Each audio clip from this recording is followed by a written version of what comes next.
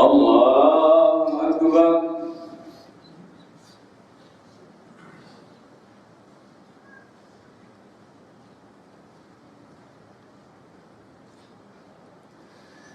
الحمد لله رب العالمين الرحمن الرحيم مالك يوم الدين إياك نعبد وإياك نستعين اهدنا الصراط المستقيم صراط الذين أنعمت عليهم غير المغضوب عليهم ولا الضالين.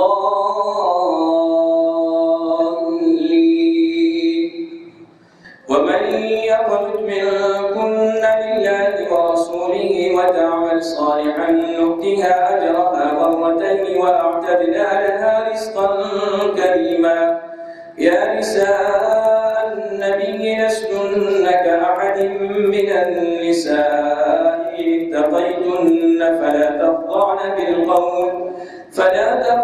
بالقول فيطمع الذي في قلبه مرض وقلن قولا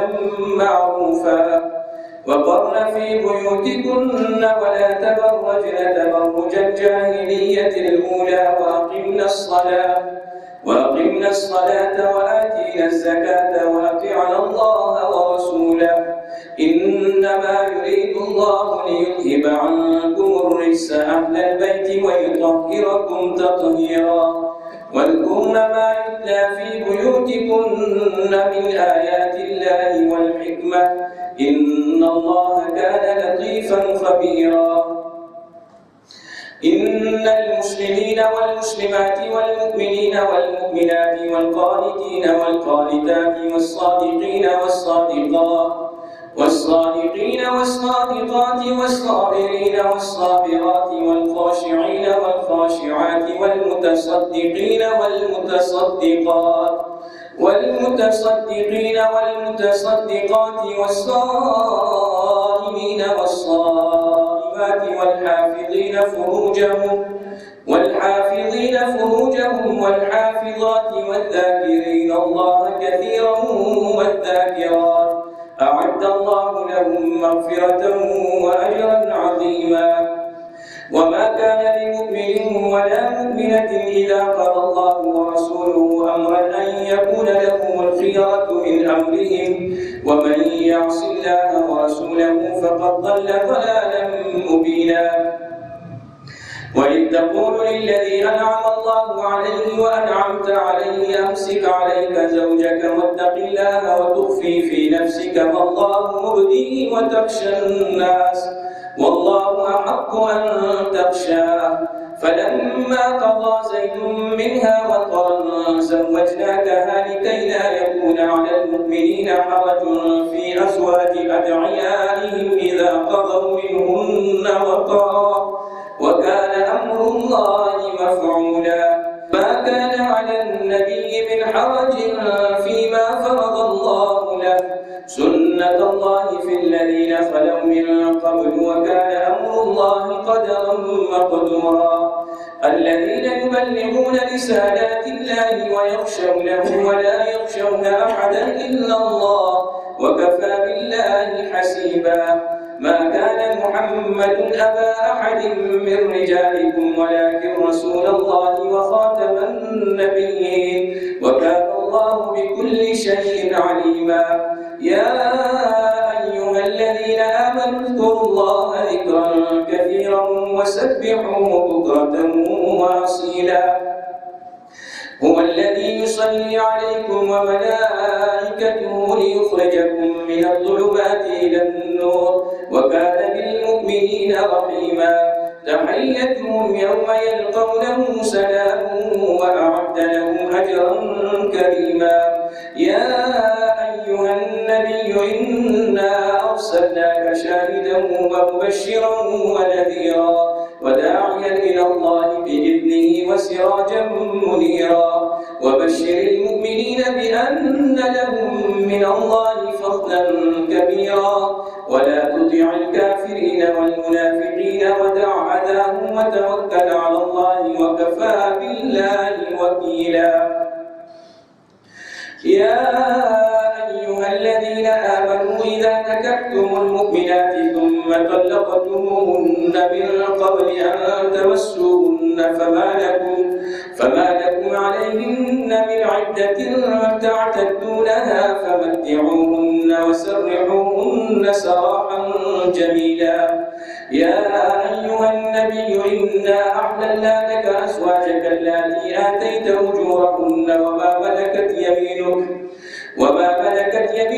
مما أفاء الله عليك وبنات عمك وبنات عماتك وبنات خالك وبنات خالاتك اللاتي هاجرن معك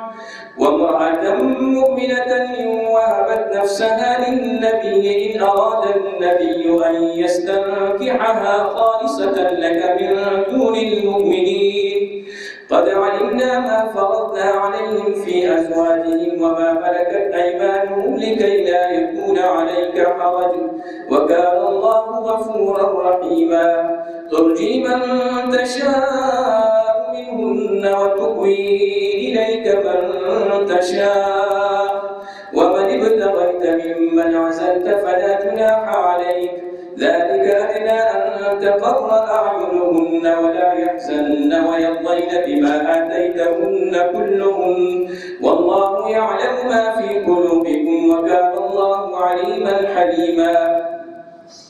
لا يحل لك النساء من بعد ولا أن تبدل بهن من أزواج ولو أعجبك حسنهن إلا ما ملكت يمينك وكان الله على كل شيء رقيبا. يا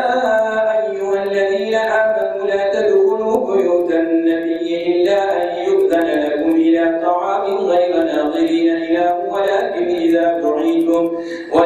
إذا دعيتم فادخلوا فإذا طعمتم فانتشروا ولا مستأنسين لحديث إن ذلكم كان يؤذي النبي فيستحيي منكم والله لا يستحيي من الحق. وإذا سألتموهن متاعا فاسألوهن من وراء حجاب ذلكم أطهر لقلوبكم وقلوبهن. وما كان لكم أن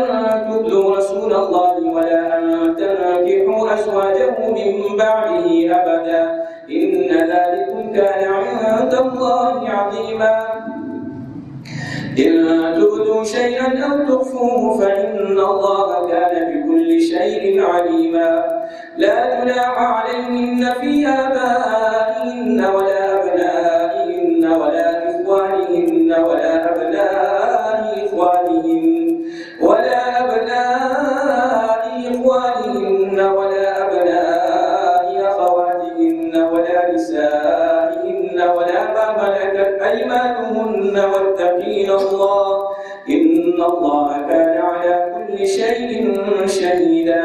إن الله وملائكته يصلون على النبي يا أيها الذين آمنوا صلوا عليه وسلموا تسليما. إن الذين يؤذون الله ورسوله لعنهم الله في الدنيا والآخرة وأعد لهم عذابا مهينا. والذين يؤذون المؤمنين والمؤمنات بغير ما اكتسبوا فقد احتملوا بهتانا وإثما مبينا. يا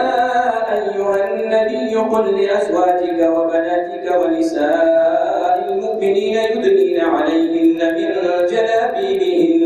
ذلك أدنى أن يعرفن فلا يؤذين وكان الله غفورا رحيما. لئن لم ينته المنافقون والذين في قلوبهم مرض والمرجفون في المدينة لنغرينك بهم ثم لا يجاورونك فيها إلا قليلا ملعونين أينما ثقفوا أخذوا وقتلوا تقتيلا. سنة الله في الذين خلوا من قبل ولن تجد لسنة الله تبديلا. يسألك الناس عن الساعة قل إنما علمها عند الله وما يدريك لعل الساعة تكون قريبا. إن الله لعن الكافرين وأعد لهم سعيرا خالدين فيها أبدا لا يجدون وليا ولا نصيرا. يوم تقلب وجوههم في النار يقولون يا ليتنا أطعنا الله وأطعنا الرسولا وقالوا ربنا إنا أطعنا سادتنا وكبراءنا فأضلونا السبيلا ربنا آتهم ضعفين من العذاب والعنهم لعنا كبيرا يا أيها الذين آمنوا لا تكونوا كالذين آذوا موسى فبرأه الله مما قالوا وكان عند الله وجيها يا أيها الذين آمنوا اتقوا الله وقولوا قولا سديدا يصلح لكم أعمالكم ويغفر لكم ذنوبكم ومن يطع الله ورسوله فقد فاز فوزا عظيما إنا عرضنا الأمانة على السماوات والأرض والجبال فأبين أن يحملنها وأشفقن منها وحملها الإنسان إنه كان ظلوما جهولا ليعذب الله المنافقين والمنافقات والمشركين والمشركات ويتوب الله على المؤمنين والمؤمنات وكان الله غفورا رحيما الحمد لله الذي له ما في السماوات وما في الأرض وله الحمد في الآخرة وهو الحكيم الخبير يعلم ما يلج في الأرض وما يخرج منها وما ينزل من السماء وما يعرج فيها وهو الرحيم الغفور وقال الذين كفروا لا تأتينا الساعة قل بلى وربي لتأتينكم عالم الغيب لا يعزب عنه مثقال ذرة في السماوات ولا في الأرض ولا أصغر من ذلك ولا أكبر إلا في كتاب مبين ليجزي الذين آمنوا وعملوا الصالحات أولئك لهم مغفرة ورزق كريم والذين سعوا في آياتنا معاجزين أولئك لهم عذاب من رجز أليم ويرى الذين أوتوا العلم الذي أنزل إليك من ربك هو الحق ويهدي إلى صراط العزيز الحميد وقال الذين كفروا هل ندلكم على رجل ينبئكم إذا مزقتم كل ممزق إنكم لفي خلق جديد أفترى على الله كذبا أم به جنة بل الذين لا يؤمنون بالآخرة في العذاب والضلال البعيد أفلم يروا إلى ما بين أيديهم وما خلفهم من السماء والأرض إن نشأ نخسف بهم الأرض أو نسقط عليهم كسفا من السماء إن في ذلك لآية لكل عبد منيب ولقد آتينا داود منا فضلا يا جبال أوبي معه والطير وألنا له الحديد أن يعمل سابغات وقدر في السرد واعملوا صالحا إني بما تعملون بصير ولسليمان الريح غدوها شهر ورواحها شهر وأسلنا له عين القطر ومن الجن من يعمل بين يديه بإذن ربه ومن يزغ منهم عن أمرنا نذقه من عذاب السعير يعملون له ما يشاء من محاريب وتماثيل وجفان كالجواب وقدور الراسيات يعمل آل داود شكرا وقليل من عبادي الشكور فلما قضينا عليه الموت ما دلهم على موته إلا دابة الأرض تأكل من سأته فلما خر تبينت الجن أن لو كانوا يعلمون الغيب ما لبثوا في العذاب المهين لقد كان لسبع في مسكنهم آية جنتان عن يمين وشمال كلوا من رزق ربكم واشكروا له بلدة طيبة ورب غفور فأعرضوا فأرسلنا عليهم سيل العرم وبدلناهم بجنتين ذواتي أكل خمط وأثل وشيء من سدر قليل ذلك جزيناهم بما كفروا وهل نجازي إلا الكفور وجعلنا بينهم وبين القرى التي باركنا فيها قرى ظاهرة وقدرنا فيها السير سيروا فيها ليالي وأياما آمنين فقالوا ربنا باعد بين أسفارنا وظلموا أنفسهم فجعلناهم أحاديث ومزقناهم كل ممزق إن في ذلك لآيات لكل صبار شكور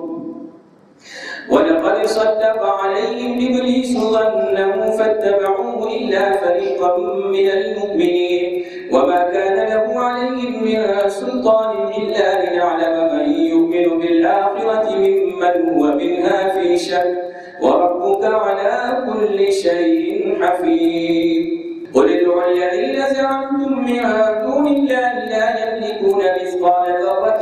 في السماوات ولا في الأرض وما لهم فيهما من شرك وما له منهم من ظهير ولا تنفع الشفاعة عنده إلا لمن أذن له حتى إذا فزع عن قلوبهم قالوا ماذا قال ربكم قالوا الحق وهو العلي الكبير قل من يرزقكم من السماوات والأرض قل الله وإنا أو إياكم لعلى هدى أو في ضلال مبين قل لا تسألون عما أجرمنا ولا نسأل عما تعملون قل يجمع بيننا ربنا ثم يفتح بيننا بالحق وهو الفتاح العليم قل أروني الذين ألحقتم به شركاء كلا بل هو الله العزيز الحكيم وما أرسلناك إلا كافة للناس بشيرا ونذيرا ولكن أكثر الناس لا يعلمون ويقولون متى هذا الوعد إن كنتم صادقين قل لكم ميعاد يوم لا تستأخرون عنه ساعة ولا تستقدمون وقال الذين كفروا لن نؤمن بهذا القرآن ولا بالذي بين يديه ولو ترى إذ الظالمون موقوفون عند ربهم يرجع بعضهم إلى بعض القول يقول الذين استضعفوا للذين استكبروا لولا أنتم لكنا مؤمنين قال الذين استكبروا للذين استضعفوا أنحن صددناكم عن الهدى بعد إذ جاءكم بل كنتم مجرمين وقال الذين استضعفوا للذين استكبروا بل مكر الليل والنهار إذ تأمروننا أن نكفر بالله ونجعل له أندادا وأسروا الندامة لما رأوا العذاب وجعلنا الأغلال في أعناق الذين كفروا هل يجزون إلا ما كانوا يعملون وما أرسلنا في قرية من نذير إلا قال مترفوها إنا بما أرسلتم به كافرون وقالوا نحن أكثر أموالا وأولادا وما نحن بمعذبين قل إن ربي يبسط الرزق لمن يشاء ويقدر ولكن أكثر الناس لا يعلمون وما أموالكم ولا أولادكم بالتي تقربكم عندنا زلفى إلا من آمن وعمل صالحا فأولئك لهم جزاء الضعف بما عملوا وهم في الغرفات آمنون والذين يسعون في آياتنا معاجزين أولئك في العذاب محضرون قل إن ربي يبسط الرزق لمن يشاء من عباده ويقدر له وما أنفقتم من شيء فهو يخلفه وهو خير الرازقين ويوم يحشرهم جميعا ثم يقول للملائكة يا هؤلاء إياكم كانوا يعبدون قالوا سبحانك أنت ولينا من دونهم بل كانوا يعبدون الجن أكثرهم بهم مؤمنون فاليوم لا يملك بعضكم لبعض نفعا ولا ضرا ونقول للذين ظلموا ذوقوا عذاب النار التي كنتم بها تكذبون وإذا تتلى عليهم آياتنا بينات قالوا ما هذا إلا رجل يريد أن يصدكم عما كان يعبد آباؤكم وقالوا ما هذا إلا إفك مفترى وقالوا هذا سحر مبين وقال الذين كفروا للحق لما جاءهم إن هذا إلا سحر مبين وما آتيناهم من كتب يدرسونها وما أرسلنا إليهم قبلك من نذير وكذب الذين من قبلهم وما بلغوا معشار ما آتيناهم فكذبوا رسلي فكيف كان نكير قل إنما أعدكم بواحدة أن تقوموا لله مثنى وفرادا ثم تتفكروا ما بصاحبكم من جنة إن هو إلا نذير لكم بين يدي عذاب شديد قل ما سألتكم من أجر فهو لكم إن أجري إلا على الله وهو على كل شيء شهيد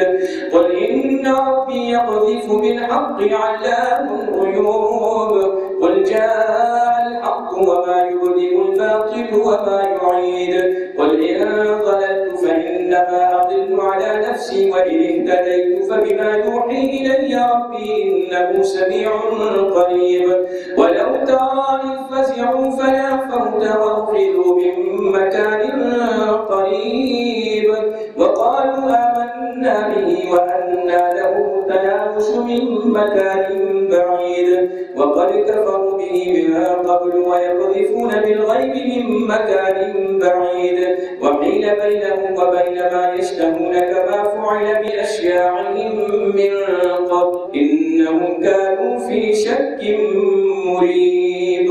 الحمد لله فاطر السماوات والأرض جاعل الملائكة رسلا أولي أجنحة مثنى وثلاث ورباع يزيد في الخلق ما يشاء إن الله على كل شيء قدير ما يفتح الله للناس من رحمة فلا ممسك لها وما يمسك فلا مرسل له من بعده وهو العزيز الحكيم يا أيها الناس اذكروا نعمة الله عليكم هل من خالق غير الله يرزقكم من السماء والأرض لا إله إلا هو فأنى تؤفكون وإن يكذبوك فقد كذبت رسل من قبلك وإلى الله ترجع الأمور يا أيها الناس إن وعد الله حق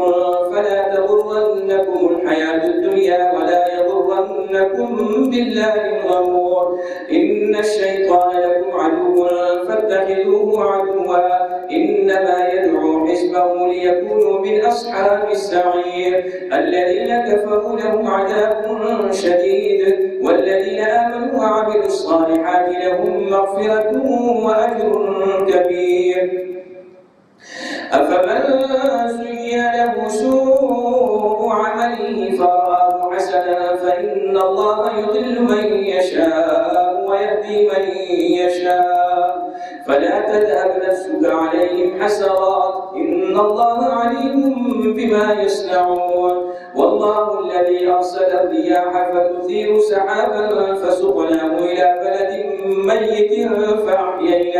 فأحيينا به الأرض بعد موتها كذلك النشور من كان يريد العزة فلله العزة جميعا إليه يسعد الكلم الطيب والعمل الصالح يرفعه والذين يمكرون السيئات لهم عذاب شديد ومكر أولئك هو يبور والله خلقكم من تراب ثم من نطفة ثم جعلكم أزواجا وما تحمل من أنثى ولا تضع إلا بعلمه وما يعمر من معمر ولا ينقص من عمره إلا في كتاب إن ذلك على الله يسير وما يستوي البحران هذا عذب فرات سائغ شرابه وهذا ملح أجاج ومن كل تأكلون لحما طريا وتستخرجون حلية تلبسونها وترى الفلك فيه مواخر لتبتغوا من فضله ولعلكم تشكرون يولج الليل في النهار ويولج النهار في الليل وسخر الشمس والقمر كل يجري لأجل مسمى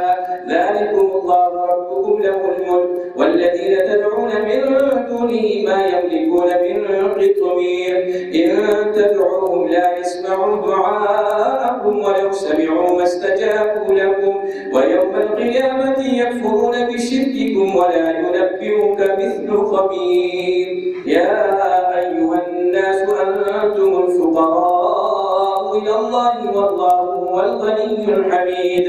إن يشأ يذهبكم ويأتي بخلق جديد وما ذلك على الله بعزيز ولا تزر وازرة وزر أخرى وإن تدع مثقلة إلى حملها لا يحمل منه شيء ولو كان ذا قربى إنما تنذر الذين يخشون ربهم بالغيب وأقاموا الصلاة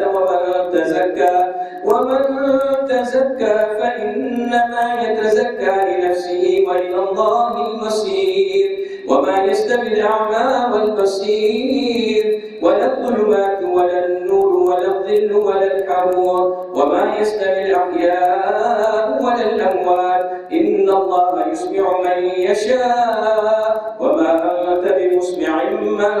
في القبور إن أنت إلا نذير إنا أرسلناك بالحق بشيرا ونذيرا وإن من أمة إلا خلا فيها نذير وإن يكذبوك فقد كذب الذين من قبلهم جاءتهم رسلهم بالبينات وبالزبر وبالكتاب المنير ثم أخذت الذين كفروا فكيف كان نكير ألم تر أن الله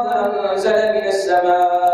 ماء فأخرجنا به ثمرات مختلفا ألوانها ومن الجبال جدد بيض وحمر مختلف ألوانها وغرابيب سود ومن الناس والدواب والأنعام مختلف ألوانه كذلك إنما يخشى الله من عباده العلماء إن الله عزيز غفور إن الذين يتلون كتاب الله وأقاموا الصلاة وأنفقوا مما رزقناهم سرا وعلانية يرجون تجارة لن تبور ليوفيهم أجورهم ويزيدهم من فضله إنه غفور شكور والذي أوحينا إليك من الكتاب هو الحق مصدقا لما بين يديه إن الله بعباده لخبير بصير ثم أورثنا الكتاب الذين اصطفينا من عبادنا فمنهم ظالم لنفسه ومنهم مقتصد ومنهم سابق بالخيرات بإذن الله ذلك هو الفضل الكبير جنات عدن يدخلونها يحلون فيها من أساور من ذهب ولؤلؤا ولباسهم فيها حرير وقالوا الحمد لله الذي أذهب عنا الحزن إن ربنا لغفور شكور الذي أحلنا دار المقامة من فضله لا يمسنا فيها نصب ولا يمسنا فيها لغوب والذين كفروا لهم نار جهنم لا يقضى عليهم فيموتوا ولا يخفف عنهم من عذابها كذلك نجزي كل كفور وهم يصطرخون فيها ربنا أخرجنا نعمل صالحا غير الذي كنا نعمل أولم نعمركم ما يتذكر فيه من تذكر وجاءكم النذير فذوقوا فما للظالمين من نصير إن الله عالم غيب السماوات والأرض إنه عليم بذات الصدور هو الذي جعلكم خلائف في الأرض فمن كفر فعليه كفره ولا يزيد الكافرين كفرهم عند ربهم إلا مقتا ولا يزيد الكافرين كفرهم إلا خسارا قل أرأيتم شركاءكم الذين تدعون من دون الله أروني ماذا خلقوا من الأرض أم لهم شرك في السماوات أم آتيناهم كتابا فهم على بينة منه بل يعد الظالمون بعضهم بعضا إلا غرورا إن الله يمسك السماوات والأرض أن تزولا ولئن زالتا إن أمسكهما من أحد من بعده إنه كان حليما غفورا. وأقسموا بالله جهد أيمانهم لئن جاءهم نذير ليكونن أهدى من إحدى الأمم فلما جاءهم نذير ما زادهم إلا نفورا استكبارا في الأرض ومكر السيء ولا يحيق المكر السيء إلا بأهله فهل ينظرون إلا سنة الأولين فلن تجد لسنة الله تبديلا ولن تجد لسنة الله تحويلا.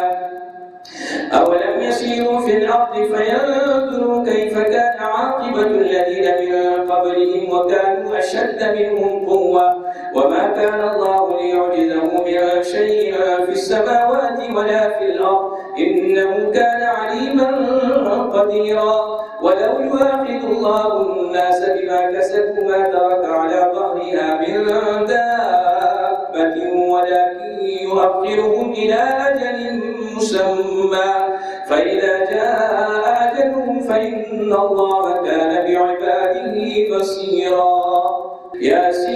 ياسين والقرآن الحكيم إنك لمن المرسلين على صراط مستقيم تنزيل العزيز الرحيم لتنذر قوما ما أنذر آباؤهم فهم غافلون لقد حق القول على أكثرهم فهم لا يؤمنون.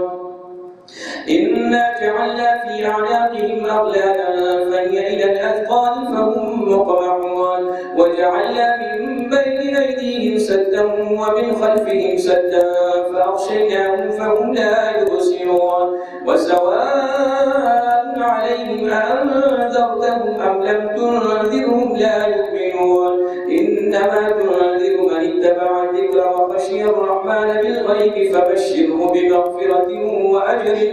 كريم. إنا نحن نحيي الموتى ونكتب ما قدموا وآثارهم وكل شيء أحصيناه في إمام مبين. واضرب لهم مثلا أصحاب القرية إذ جاءها المرسلون إذ أرسلنا إليهم اثنين فكذبوهما فعززنا بثالث فقالوا إنا إليكم مرسلون قالوا ما أنتم إلا بشر مثلنا وما أنزل الرحمن من شيء إن أنتم إلا تكذبون قالوا ربنا يعلم إنا إليكم لمرسلون وما علينا إلا البلاغ المبين. قالوا إنا تطيرنا بكم لئن لم تنتهوا لنرجمنكم وليمسنكم منا عذاب أليم. قالوا طائركم معكم أئن ذكرتم بل أنتم قوم مسرفون. وجاء من أقصى المدينة رجل يسعى قال يا قوم اتبعوا المرسلين اتبعوا من لا يسألكم أجرا وهم مهتدون.